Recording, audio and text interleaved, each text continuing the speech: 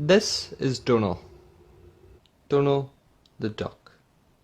Every day on my daily run I would encounter this same duck, and he knew who I was.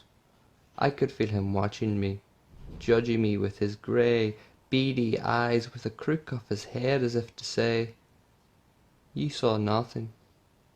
So I started to document Donal. Every day I would get a new glimpse into the life of a duck, of him and his partner, or partners. Who am I to judge the life of a duck? However, something happened that would change everything. It is my belief that Donal does not take kindly to others showing an interest in his affairs. This incident that I will share today began when I found Donal blocking my path, where the trees blocked our view of the world and the world of us. I jogged on the spot in front of Donal as a show of strength, to show I was unable to be intimidated by these tactics. Donal would not move. I would not move. With his beady eyes staring me down, I slowly came to a standstill, and the situation quickly spiraled into an interspecies western standoff. Hero versus villain, man versus duck, me versus Donal. Then it happened. Donal waddled to the side and allowed me to pass, strangely showing a sign of weakness, but only to be expected of a duck.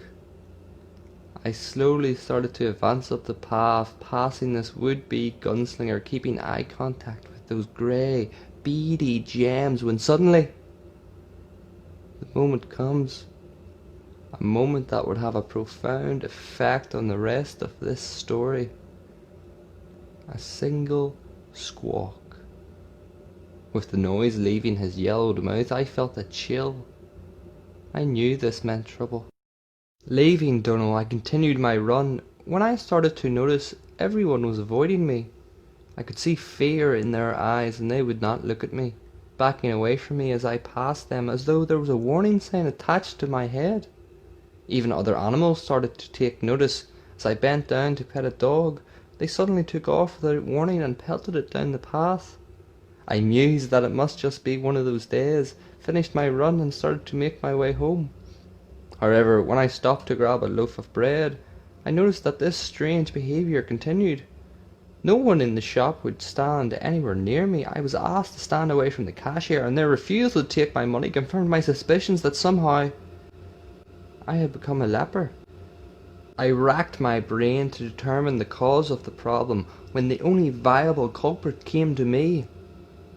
Donal. That damn duck. After a quick Google search, I indeed discovered the common knowledge that ducks make up for 67.34% of all witchcraft users in the world. This was enough proof to convince me with absolute certainty that Donal had used his witchcraft magic to curse me in order to silence my voice, enabling his criminal enterprise to proceed unhindered. Today I brought my findings to the authorities, but they refused to accept them. Apparently what I had experienced was the effects of social distancing due to the coronavirus, and not the curse of this nefarious duck. I refused to believe this. If anything, it strengthened my case, and I would prove that Donal was using this virus as a front to cover up his schemes. However, it was one small, crucial fact that I had missed that caused the whole investigation to fall apart. This Donal, this duck, was in fact not a duck at all.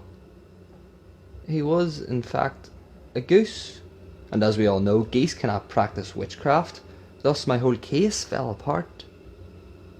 Alas, tomorrow is a new day, and tomorrow I will begin anew. Fueled by my hatred of Donal the goose, I will find the true cause of this virus.